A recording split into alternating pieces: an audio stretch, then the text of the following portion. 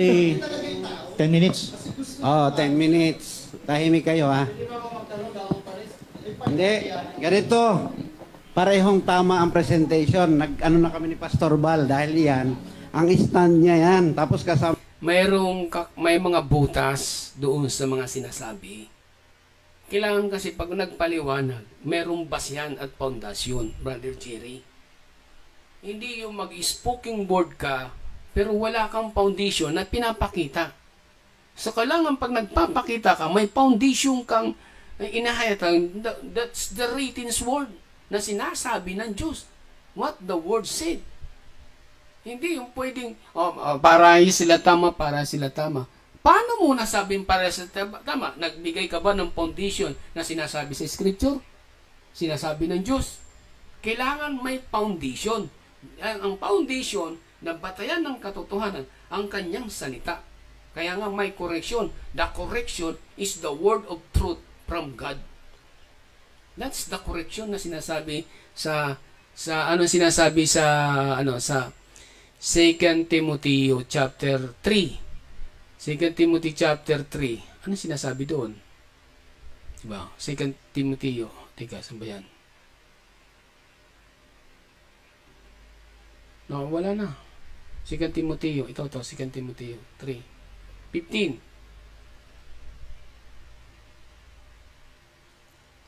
At mula sa pagkasanggol, iyong nalalaman ang banal na kasulatan, makapagdudunong sa iyo sa ikaliligtas sa pananampalataya kay Kristo Jesus. Diba? In English. Sabi niya, all Scripture is giving inspirations of God and profitable for doctrine, for reproof, for correction, for instruction, and righteousness. Yun. Yung foundation, all Scripture is giving inspiration of God.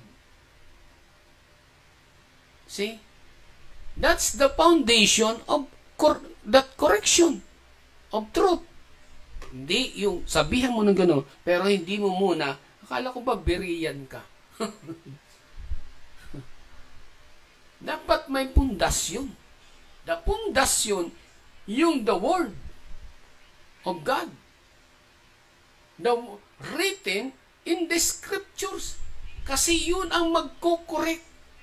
Yun ang profitable, is profitable for doctrine, for reproof, for correction, and for instruction in righteousness. Yun. Kasi, magbisi ka, tama si Madjan, tama si ano. Manong foundation mo? Ang hukom, laging may pundasyon.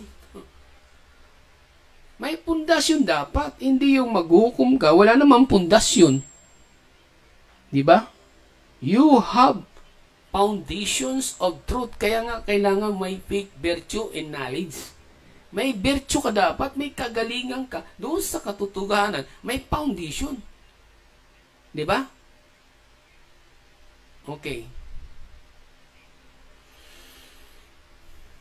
Hallelujah. Kasi kung magbibigay tayo puro tama, si Andrew Dorano. Sarap ng kwentuhan namin speculation nun. Kasi gusto ko muna i-share to sa inyo. Okay. Sabihin ko, you making interpretation and without foundation. So, sabihin natin, hindi, ito yung mga ano ko, yung ano nito eh. Kaya nga, kailangan mo dala lagi ang sword. Ang sword, yung salita ng Diyos, is not your sword. Yung sword, yung salita ng Diyos, is not your sword. Your spoken word.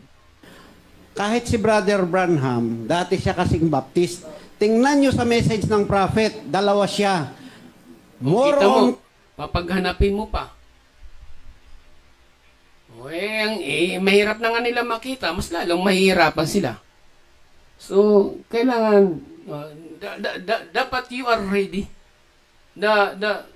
to proving the truth.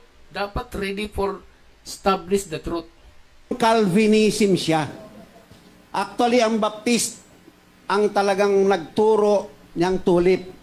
Total depravity, unlimited atonement, yung L, limited, perseverance of the saints, yung dulo, at saka itong I na irresistible grace. Pag-aralan niyo yan. Tinuro yan ni Brother Branham. Yung point na tinatabing walang magagawa ang tao, Diyos. Nasaan ang sinabi ni Brother Burnham? Paano pag hiningihan ka ng quote? Nasaan ang quote? Dapat naglabas ka kagandang resibo. Wala ka naman rinabas ng resibo. Paano yan? You making speculation without proof. Diba? You making speculation without proof. Establish the quote. Sila, dapat may establish always the quote. If you have a revelation, you are ready to prove that the quote, it is already in the presentation. Kasi mga ministry, hindi yan pwedeng mabulala. Kailangan you present the proof of evidence. Lang magpapabago, totoo yan. Pero, nagtuturo din si Brother Branham ng Arminianism. Gusto ko ipakita sa inyo, kasi kailangan mag-aral. Pag hindi mo na balanse, baka tatalo lang kayo na walang kawawaan. So ito, binigay ito ng Diyos kahit yung mensahe ng prophet para aralin natin. Huwag kang pupunta lang doon sa isang side. Tingnan mo, ito, robot ka sa Diyos nito. Wala kang magagawa. Siya lang magbabago. Wala kang part. For by grace. May nagawa ka ba? Wala. Walang pakialam ng tao dyan. Wala kang kakayanan. Okay. Totoo rin yan. Linawin natin ang robot, Ang robot, hindi ka magkakaroon ng sariling, hindi ka, ang tawag doon hindi ka liliko. Hindi ka liliko doon sa inuutos ng Diyos. Ibig sabihin, susundan mo ang sinasabi ng Diyos. Pero kailangan mong ganapin na may gawa. Kailangan may gawa. Work, faith with work. Kasi kung faith lang without work, paano yun? Kasi, hindi pwedeng faith without work. Dapat faith with work. Kailangan may gawa. Dito sa Arminianism, may bahagi ang tao. Ito yung tinatawag kanina na mayroon kang free will. Ayusin natin. So, kailang pag-aralan? Pwede kang mainit dito. Hindi mo alam, kahit sinabi ni Brother Branham, matagal na turo to. Year 6th century pa. Sa mga Anabaptist. Akala nila bagong revelation ni Brother Branham. Galing sa Anabaptist yan. Pag-aralan nyo ang Reformed Baptist. Di ba? Ito, ano yung talata na binabanggit? Bibigyan ko kayo muna ng isang analogy o isang istorya. Dalawang negosyante. Itong isa, by foreknowledge ng Diyos, alam niya na ito ay magne-negosyo. Negosyante. Parang salvation to Itong isa, by foreknowledge ang labanan dito. Hindi ni robot. Hindi yung sabi ni Brother Menon kanina, random, pok, ikaw lamang ang pipiliin ko, sila hindi. Pero sabi naman niya, gusto niya at maligtas. Yung term, ayos natin, yung term na bibigyan ng panibagong puso, ito yan. Alam ng Diyos, sa foreknowledge niya na magne-negosyo ka. Kaya pautangin ka niya ng tithes, mag-Ephesians 1:13, 14. Gusto mong lumapit sa Diyos, wala kang kakayanan. Hahanapin ka ng Diyos. Ayun, negosyante yan. Pag nenegosyon, bibigyan ko ng puhunan dahil alam ko na pag binigyan ko ng piso yan, magiging 1,000,000. Diba?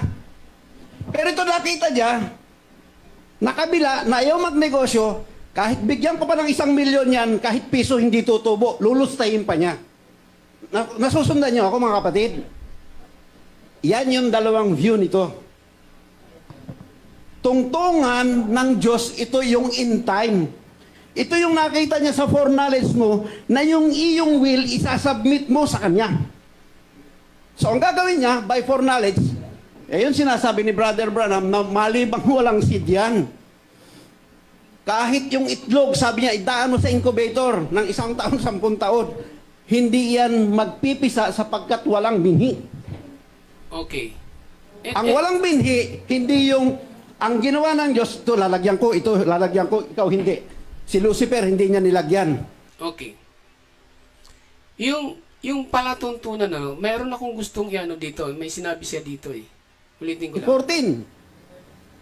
Gusto kong ano. Gusto mong lumapit sa Diyos, wala kang kakayanan. Hahanapin ka ng Diyos.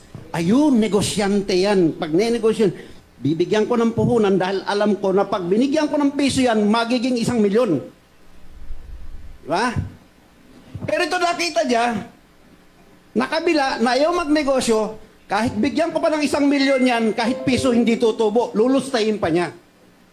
Nasusundan niyo ako mga kapatid? Yan yung dalawang view nito. Tungtungan ng Diyos, ito yung in time. Ito yung nakita niya sa foreknowledge mo na yung... Okay. Ang tungtungan para ang tao mabago. And na ang Diyos naglagay eh. Sabi niya, see, I have set before this day life. Ano ito yung life? Ito yung sinasabi ng ating Panginoong Jesucristo, whosoever believe in Him shall have everlasting life. Life and good. Ano yung good? Yung pagsunod mo sa Diyos, makakatanggap ka ng buhay na walang hanggan. So pag sinunod mo ang palatuntunan ng Diyos, ikaw ay magkakaroon ng buhay na walang hanggan. Kaya nga ang nag-set sa harap, ang naglagay sa harap nito, before this day, sabi, the life and good and death and evil. So, linagay niya yung life and good and death and evil. Bakit? Yun ang magpipili, yung free will niya, yung free will eh. Alin ba ang free will na pipiliin mo? Yung life ba? Diba? Ang pipiliin mo ba ang life? Pipiliin mo ba life and good? Life and good? O ang death and evil? Pero ano sabi ng Diyos? And that, yung free will, I'm talking about free will, and that commandment this day, that love the Lord the God. Yun ang utos niya. Love the Lord the God. To walk in His ways. Ano yung ways in the New Testament? Ano yung gustong? Kaya nga sabi, I am the way, the truth, and the life, and no one come to the Father. Si Jesus Christ in our last days, si Jesus Christ yung ating stepping stone. Siya yung daan na ating lalakaran. Di ba? Siya yung buhay. Nasa Kanya ang buhay. Sapagkat ang buhay, pumasok sa Kanya. Kaya, if Jesus Christ walk like this, we must be follow like this. But if there is an obstruction, that's obstruction that because if you follow Jesus Christ, you sacrifice, you encounter suffering and tribulation. Mahirap ang buhay, pero that's the way. And sabi niya, and keep my commandments. Ano ba yung commandments na sinasabi from Old Testament and the New Testament? Ano yung commandment na sinasabi niya sa Old Testament and the New Commandments? We research that. So, research ba natin yun? Diba? Research ba natin yun? Yung sinasabi, His statutes and His judgment, the perfect statute of man. So, kung hindi mo masunod yung perfect statute of man, papasok yung judgment. Diba? Sabi niya, that do you may use life and multiply, and the Lord, the God, shall bless in the land whither goes to possess it. 17. But if then heart turn away, or if If then heart turn away, so pag nag-turn away, so that, sabi niya, thou will not hear, but shall be drawn away and worship other gods. Ito, so, nag-drawn away siya. Turn away, so lumiko, kung turn away, ito bagang kumontra, lumiko na eh. Umiba na yung daanan eh. Should that will not hear ay napakinggan, but shall be drawn away and worship other gods. Sumamba na siya sa Diyos-Diyusan and serve them at naglingkod siya. See? And serve them. I denounce unto you this day that you shall surely perish. Doon papasok yung parusa. And you shall not prolong your days upon the land whither to possess over the Jordan to go to possess 8, 9. Ito yung sabi. Ito yung mga free will eh. I call heaven and earth to record this day against you that I have set before your life and death. Blessing and cursing, therefore, choose life. Isipin mo, nagbigay ang Diyos ng kumbaga, ano bang tawag dun? Keyword. Nagbigay ang Diyos ng keyword. Nasabi niya ng Diyos, choose life. Di ka na ito napiliin mo na yung buhay. Di ba?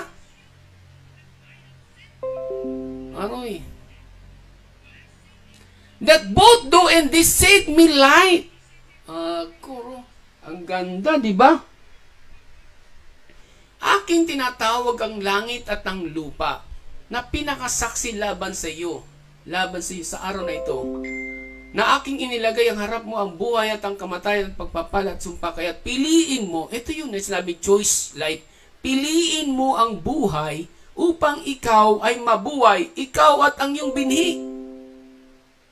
See? Ito yung free will, ang free will, not you. Yung free will, choose what God's commandment to make it your perfect. Follow the commandments of God and statue of God para pumasok ka doon sa buhay na walang hanggan. Kaya sabi, para pumasok ka sa buhay. Ang sinasabing buhay, that is everlasting life. Di ba? Di ba? Kasi, for example,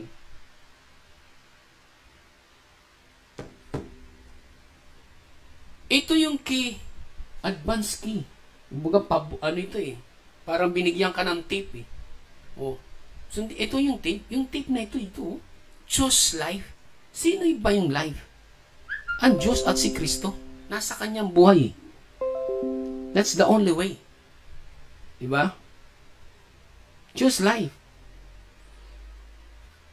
Na inyong ibigin ang Panginoon mong Diyos. Ito nga eh. Minsan ang tao, inibig ang tao kaysa sa Diyos. Hindi, kasi nasa kanyang Diyos eh. Natural, ibigin mo siya. Pero mas greater na ibigin mo ang Diyos. Hallelujah. Diba? Nasundin ang kanyang tinig. Hear the voice of God. At lumakip sa kanya sapagkat siya ang iyong buhay. Sapagkat siya ang iyong buhay. At ang kalaunan ng iyong mga araw upang matahanan mo ang lupain na sinumpa ng Panginoon sa iyong ng magulang Abraham, kay Isaac at Jacob na ibinigay sa kanila. Ito yung sinasabing palatutunan ng Diyos, hindi yung free will ng tao, kundi ang free will ng tao ay sumunod sa Diyos. The free will of all humanity is obedience to God, to believe God. Walang kakayahan ang tao na mabago.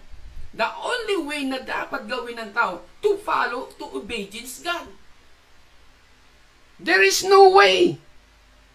There is no way to follow what God's commandment, the perfect statute, especially in our last day. See? Ito yung huling kapanahunan. Na kanino? Kaya sinan, whosoever believe shall have everlasting life. Ganon na lang ang pag-ibig ng Diyos. Ibinigay niya ang kanyang bugtong na, yun nga ang sacrifice, yung kanyang anak.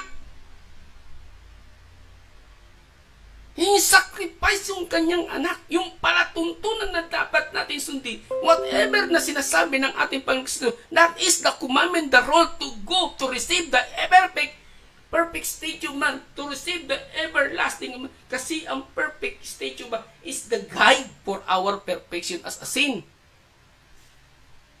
See? Yun ang guide eh. Diba? Guide yun eh.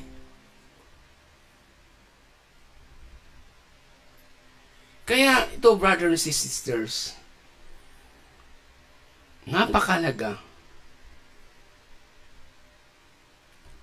makita natin.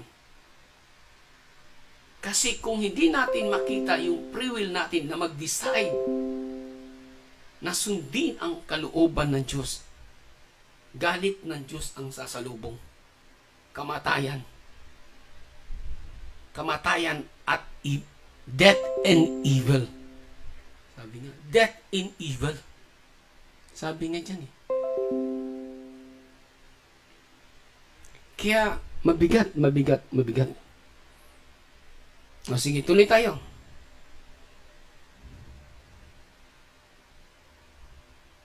Iyong will, isasubmit mo sa Kanya. So, ang gagawin niya, by foreknowledge, yun sinasabi ni Brother Branham, na malibang walang seed yan. Kahit yung itlog, sabi niya, idaan mo sa incubator ng 1 taon, 10 taon. Hindi yan magpipis. Okay. Kaya nga may tungkulin. Kaya nga, worldwide social media, worldwide live social media, ang ginagawa, para broadcast all. Marinig nila, yung may desire. Kasi yung may desire sila, ipapakita ng Diyos itong message na ito eh. Ang binhi, chapter 8, verse 11. Okay. Ano sabi? Ito ang talinhaga. Ang binhi ay ang salita ng Diyos. See? Ang binhi ay ang salita ng Diyos.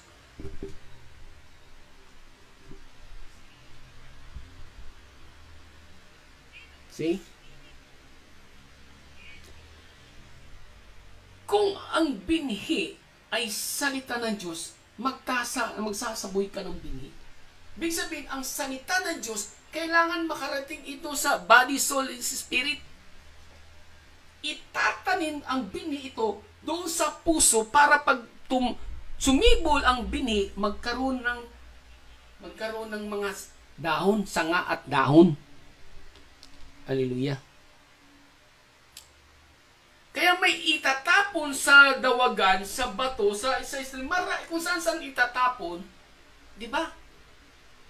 Ang binhi ay salita ng Diyos. Kung wala nga naman binhi ng salita ng Diyos, yung tao na yan, hindi siya malalagyan ng binhi. Paano mabubuhay yung spirit? Kailangan yung binhi na yung mabigyan ng salita ng Diyos. Yung tao na yung mabigyan ng salita ng Diyos. This is the mystery. Meant to say, the mystery, the parables, it is the manifestation of spirit into the body, into the spirit.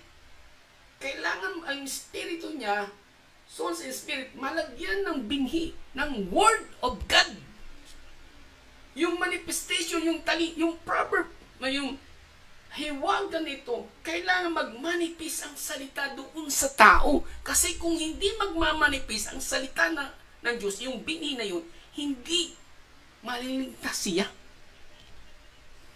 Diba? Hindi siya maliligtas. And this is, sabi niya, ito ang talinhaga. The parables is the seeds. The seed is the word of God. Sabi niya, ang mga tabidaan ay may nakinig. Ito, Luke 8:12. Ito, tuloy natin. Ang mga sa tabing daan ay nakakinig. Kung magkagay dumarating ang Diablo at inalis ang salita sa kanilang puso upang huwag silang magsisampalataya at mga... Sino ito? Nung dumating daw ang Diablo, inalis. Nakarinig maling mensahe. Nakarinig ng maling mensahe. So natani naman sila na corrupt. Ang tawag to, ano na ang tawag mo artificial, ang tawag to, artificial insemination. Artificial. Yung dumating sa kanya, kuwari pero artificial, pero hindi truth. Nalagyan na taniman. Wala, nadungisan ang binhi. Di ba? Nasabi niya. At ang mga sa Dabinadan ay nakakinig na kung magay dumarating ang Diablo at inalis ang salita sa kanilang puso. Hindi, sabi na ganun Diablo, mali yan! Hindi ganyan ang tamang turo. Hindi ganyan ang tama ng turo, mali yan. Sabi ng isa, ito ang tama. Nasa kanyang totoo. Dahil na sinabi ng Diablo, naalis ang mali, naalis ang tama. Oo, gusto ng Diablo, alisin ang tama, kainin ang tama kainin ang tama para ang Diablo ang pumasok doon. Kaya pag nakikinig, nakontra na. Pumasok na ang teaching ng Diablo. Naalis na sa kanya ang tunay na binhi. Shout out Brother Magellan, thank you for your watching okay, salamat Brother Magellan that you are watching for my live broadcast So, share nawa ito kasi ito, i-share ko rin ito sa mga iba't ibang accounts ng mga groups of members sa messengers. So, nawa ito. Siguro, chop-chopping ko ito. Pag natapos ko sa editing ito, isi-send ko sa iba't ibang group. Sana samahan niyo ako sa mga So, ito, tuloy natin. Kaya, danger din Nagpasok ng ibang aral. Yung purity ng teaching nandoon, pero nang pumasok ang ibang aral, na bahira ng dungis ang tunay na aral. Ibig sabihin, ang tunay na aral, na bahira ng maling aral. That is the manifestation and teaching, the wrong teaching. Hindi okay lang, basta magpapasok sila ng iba't ibang natambunan. Yung tubig na malinis, pumasok yung maruming tubig, pumasok na pinakamaruming tubig, pumasok yung pinakamaruming tubig, nahaluan na yung malinis ng tubig na maruming tubig. Kasi dapat beriyan. Anong beriyan? Hindi ka pa established, hindi ka pa katulad na sa isang purity na katulad kay Kristo. Pag linagay mo sa mga hindi pa established matutungisan sila. Matutungisan sila. You have no revelation to protect in purity of the Word of God, the purity of the seeds. Sabi nga dito, tuloy natin, inalis ng salita ng kanilang puso upang huwag silang magsisampalataya at magligtas. Kita mo? Upang sila huwag magsisampalataya, huwag silang magsisampalataya sa katotohanan. Kasi pag hindi sila magsisampalataya sa katotohanan, hindi nga sila maliligtas. Nakurap ang katotohanan. At may pumasok sa batuhan, at ang mga sa batuhan, madali ito, bagsak ito. Pag nainitan ng araw ito, sablay ito, lukewarmness kagad ito. At yaong makapakarinig na tinanggap na may galak at salita, at ang mga ito'y walang ugat.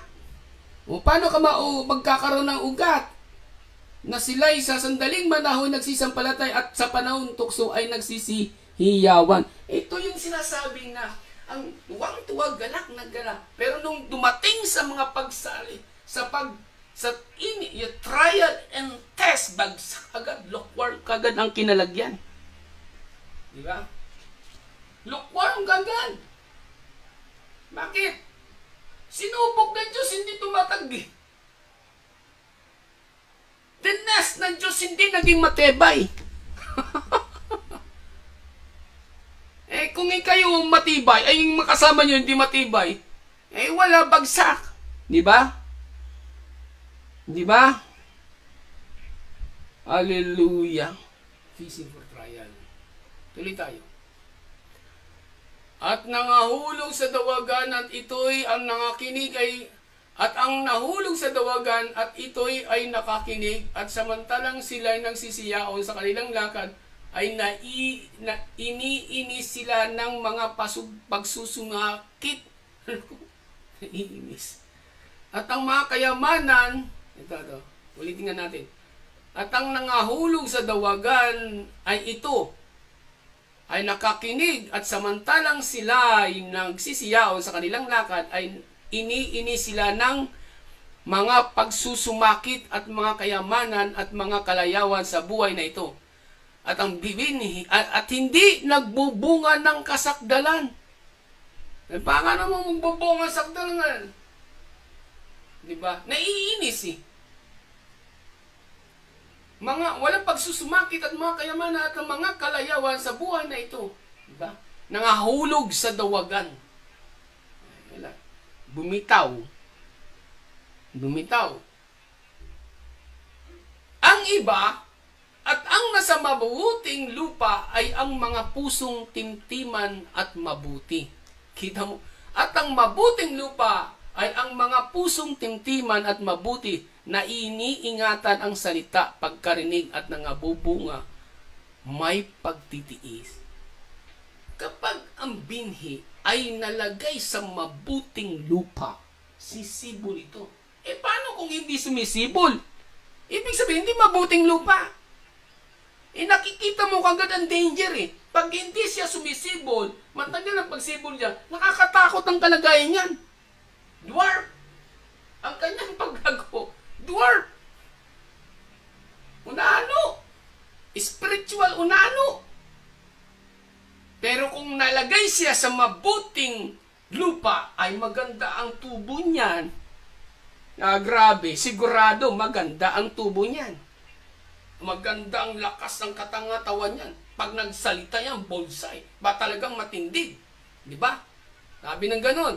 Pusong iniingatan ang salitang pagkarinig, yung narinig ng katotohanan. Talagang preserve niya, talagang iniingatan niya upang ito ay hindi madungisan. Di ba? At nung narinig ito, nagbubunga, may pagtitiis. Kasi matag ang puno, pag binagyo yan, maano mo yan, matibay, tatatag pa rin, nakatayo pa rin yan. Hindi yan biglang bumabagsak. Ha? Balik tayo doon sa sinasabi ni Brother Jerry. Okay. Sapagkat walang binhi. Ang walang binhi, hindi yung ang ginawa ng Diyos, ito lalagyan ko, ikaw hindi. Si Lucifer, hindi niya nilagyan. Pambihira kang Diyos ka. Ikaw may kasalanan, kaya ako naging demonyo eh. Hindi ganon. May will. Kahit si Satanas. Naglagay ang Diyos ng mensahe. Reject lang nila yung message. Tinanggihan nila, hindi nga sinundan eh. Sabi nga sa John chapter 12 and 14, if you reject the word, ano ba yun? Sa John chapter 12, no? 12, 47. 12, 47. Sabi dito, at kung sino mang tao ay nakikinig sa aking pananalita at hindi ingatan, hindi ko siya hinahatulan sapagkat hindi ako naparito upang humatol sa salibutan, kundi upang iligtas. Eto, 48. Ang nagtatakwil sa akin at hindi tumatanggap sa aking mga pananalita ay mayroon isang hahatol sa kanya. Sino yung hahatol sa kanya? Sabi ito ni Jesus Christ, mayroon isang hahatol sa kanya. Yun ang sinasabi sa James chapter 12 verse 8. 4 verse 12. Isa ang tagapaghatol. Mayroon isang hahatol sa kanya, ang salitang aking salita na siyang sa kanyang hatol sa huling araw. So, ibig sabihin, ang hukom, hindi ang tao. Ang hukom ay ang salita ng Diyos. Ang tunay na hukom, ang salita ng Diyos, yung kanyang commandment. Ang tao tao nagsasabi, ito yung salita ng Diyos, ito yung commandment ng Diyos. Ito, nakikita ko, lumabag ka. Ito ang sinasabi ng Diyos, sa Ten Commandments, ito yung mga sinasabi ng Diyos, So that is hukom. Ang tunay na hukom, hindi yung sinasabi sa manaliti. Ang tunay na hukom ay ang salita ng Diyos. Kami mga hukom, sabi naman, tagapagdala lang kayo ng salita ng Diyos na siyang hukom doon sa tao, hindi ikaw, kundi ang maghukom, ang salita ng Diyos. Kaya nga sabi to, mayroon isang hahatol sa kanya, ang salitang aking sinilita ay siyang sa kanya hahatol sa huling araw. See? Sa huling araw. Sabi niya ito, sabi ni Jesus Christ, sabi ni Jesus Christ, sapagkat ako'y hindi nagsasalita na mula sa aking sarili, kundi ang Ama na sa akin. Kundi ang Ama na sa akin ay nagsugo, ay siyang nagsugo na nagbigay sa akin ng utos kung ano ang dapat kong sabihin at kung ano ang dapat kong salitain. Diba? Ibig sabihin, kahit si Jesus Christ, wala siyang karapatang umatol. Ang umatol yung nag-manifest sa kanya. Ang hukom, ang yung spirit, yung logos, yung salita na tumahan sa laman. Yun ang hukom. Yung tumahan kay Jesus Christ, yun ang hukom. Ito, 50. At nalalaman ko ang kanyang utos ay buhay na walang hanggan. Si Jesus Christ nagsalita nito. Nalalaman ko ang utos niya ay buhay na walang hanggan. And that is life. Na sinasabi doon sa Deuteronomy chapter 13 na piliin mo ang buhay. Choose life. If you choose life, you choose Jesus Christ, you receive everlasting life. Because Jesus Christ sending the message, sending the restoration, sending to perfect the sin. That God used the fivefold messengers, the true fivefold messenger. Hindi yung akala niya messenger. Salungat naman dun sa pinag-uutos ng Diyos. Diba? Ang mga bagay na sinalita ko ay ayon sa sinasabi sa aking Ama. Kita mo? Ang hukom, ang Diyos gayon ko sinasalita. So, ang tunay na hukom ay ang salita ng Diyos. Diba? Ang tunay na hukom ay ang salita ng Diyos. You are not a judge. Kaya nga sabi sa James chapter 4, sabi sa James chapter 4 verse 12, ano sabi? Iisa ang tagapagbigay ng kautusan at hukom sa makatuwid bagay ang makapagliligtas at makapagwawasak. Dapat sino ka? Diba? Dapat sino kang umahatol sa iyong kapwa? Dapat sino ka humahatol sa iyong kapwa? There is only one God, that is the Word of God. It is not your word. The only one to destroy, that is only God. Diba? Kaya yung sinasabi nila, hukom, punta tayo sa hukom. No. Ang hukom, i-base mo doon sa salita, thou said the Lord. Pag sinabi ng Diyos yun, hindi siya sisira sa kanyang salita because never lie God. Hindi kailanman nagsinungaling ang Diyos sa kanyang salita. ang taong magsisinungaling. Kita mo? Ang tao. Pagalingan kayo ng interpretation without foundation of the Word of God. Oh. Hindi. Pagalingan. You are speculation without foundation. Nagsasalita kayo without foundation. You must start the foundation, the Word of God. Hallelujah. Glory to God. Balik tayo dun sa sinasalita niya. Otherwise, sisisihin niya ang Diyos pagdating doon. Kaya yung mga deist, nagagalit sa aral na to eh. So itong binhing ito, nakita ito ng Diyos na sa foreknowledge niya, na tatanggap ka sa Kanya. Kahit nasa lusak ka. Nakita niyo yung kwento ni Brother Branham tungkol doon sa lili? Hindi sa lili na yung lalabas yung busilak mula sa putik. Ganyan tayo, tinitipo niya. Ngayon, ganito. May oras pa ako. Dito sa Ephesians 13, by foreknowledge, alam ng Diyos na gagawa ka. Ito nang pasok. So, ibig sabihin, naintindihan nyo ha? Lahat Diyos ang may gagawa niyan. Let's go to the foreknowledge.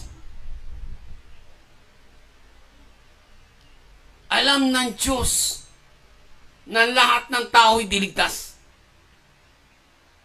Sa foreknowledge niya, walang ang tao talagang diligtas. When start the disobedience in the Garden of Eden, si Adan at si Eva at si Adan, pumasok na ang tao sa buhay, pumasok na sa kamatayan. Nung pumasok ang isang tao sa kamatayan, wala nang ligtas. Lahat ng tao, walang kaligtasan. Kaya lang nung pumasok ang buhay, doon nagkaroon ng chance. See? Doon pumasok yung pag-asa. Kasi pumasok yung buhay. Hallelujah. Pumasok ang buhay. Kaya kung sa pamamagitan ng isang tao, ayon sa Roman chapter 6:12, because of one sin, death is past. Diba? Kaya pumasok ang lahat ng tao sa ibabaw ng mundo makasalanan. They are inherit death. So, kailangan ng tagapagligtas. So, ibig sabihin, kaya nga sabi na yung ng Diyos eh. Sabi doon sa ganun na lamang ng pag-ibig ng Diyos, ibinigay niya ang kanyang bugtong anak. Sa kamatayan yun. Because of one sin, death is past. Because death is past, sin is death. Saan yun? Wherefore, as by one sin, as by one by sin, entered into the world, death by sin, and so death passed upon all men. So lahat ng tao, pumasok yung kamatayan. Lahat ng tao, pumasok sa kamatayan. For that all have sinned. Di po, lahat ay nagkasala. Because inherit death when Adam ate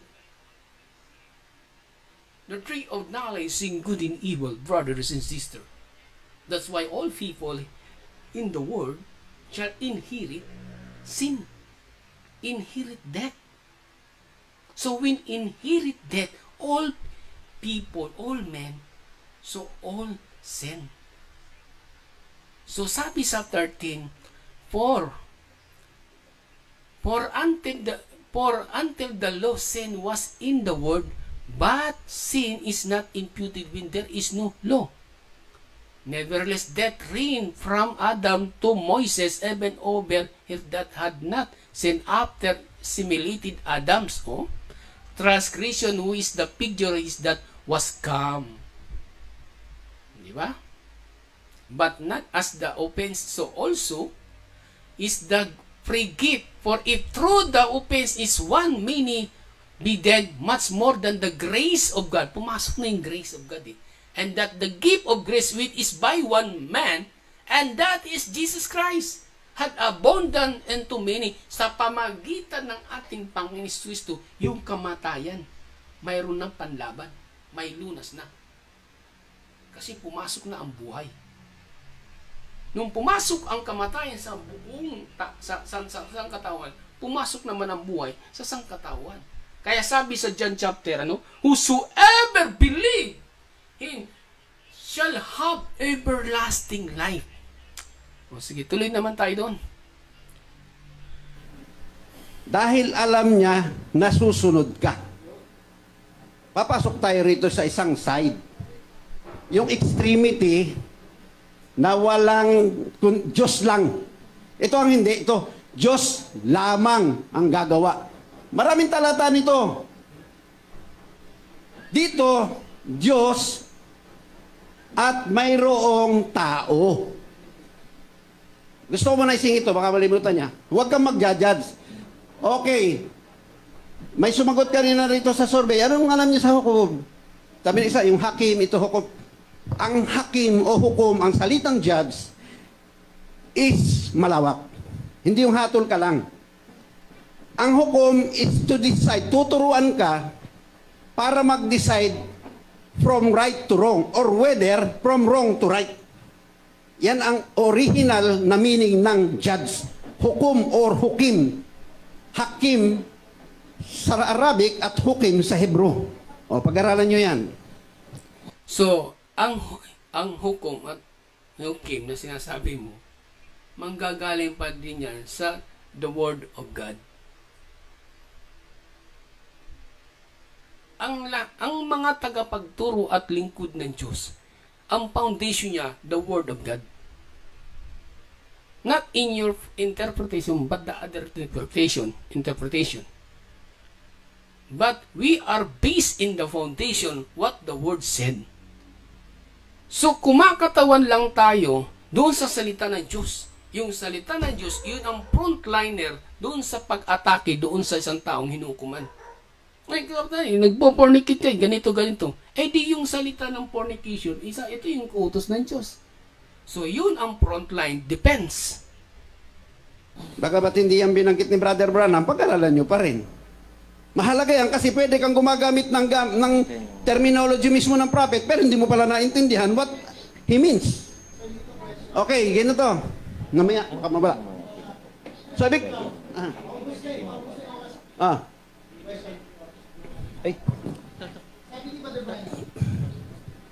Sabi ni Barbanam, maliban na may seed. Pero ang sabi ng 1 Timothy, gusto ng Diyos lahat maligtas. So, lalabas, lahat yan may seed. Hindi. Hindi, kung lahat gusto ng Diyos maligtas, ang talata sa unang Timoteo, ang Diyos ang may ibig na ang lahat ng tao ay maligtas. Babaliin mo ba yan na... Hindi. Pero So, ito yung mayroong taong ayaw maligtas. Yan ang sinabi mo na Hindi kanina. nga, ito yung tanong ko. Ang tanong ko, Pastor, ano pa yun? Ano lang mo na yun eh.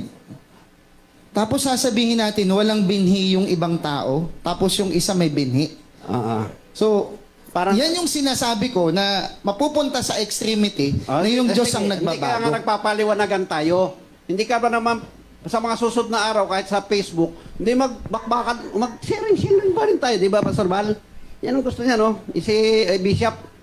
O ngayon, ganito. Dito, si Pablo, nakita nyo yung nanghahatol siya. Ito, gusto ko mo nang sabihin sa ito. Halimbawa dito, at least gusto kong puntusan to eh. Nakikita mo nagpo-fornicate. Ano ang hatol na iniisip nyo para sa atin? Sa iba, ikaw mangangalunya ka, ganito ganyan. Hindi tayo ganyan. Tinutumok natin kung ano ang ugat ng kasalanan at sa hukom, tinuturo natin ano ang solusyon. Anong ipapagawa? Hindi tayo nanghahatol. Diyos lang pwede manghatol. Hindi masama ang... Kaya pinapakita natin ano ang tamang term sa hukom. Hindi, whether ano man yan, nagkakaintindihan tayo rito sa hukom na hindi tayo nanghahatol na para bang dinadown natin ang tao. Kung may gumagawa man yan ay mali. Ah. Tanong Ano pa gusto ko na lang sabihin sa iyo, direkta. Sinong tao na kayang makapag-discern na itong mga tao na to ay mayroong mga binhi at wala binhi? Ganito, for the time, ito ang sagot yan. For the time being, mayroon tao kaya makikita natin eh. I hope na pag-aralan nyo na yung eternal security. Mayroong tumanggap na mabilis siya, ang init-init niya, tapos na backslide. Mayroon namang mabagal. So pwede tayong mag-judge for the time being na ito ay may binhi. Saka natin talakayin yan. Another topic yan. Maganda yan.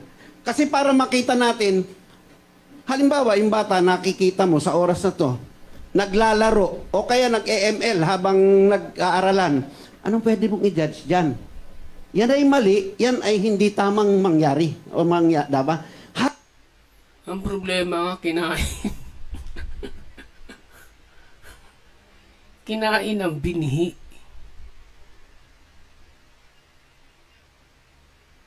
Ang binhi ay ang salita ng Diyos na inaagaw, kinain ng Diablo. Sabi diyan, talinhaga, ang binhi ay salita ng Diyos. Kinukurap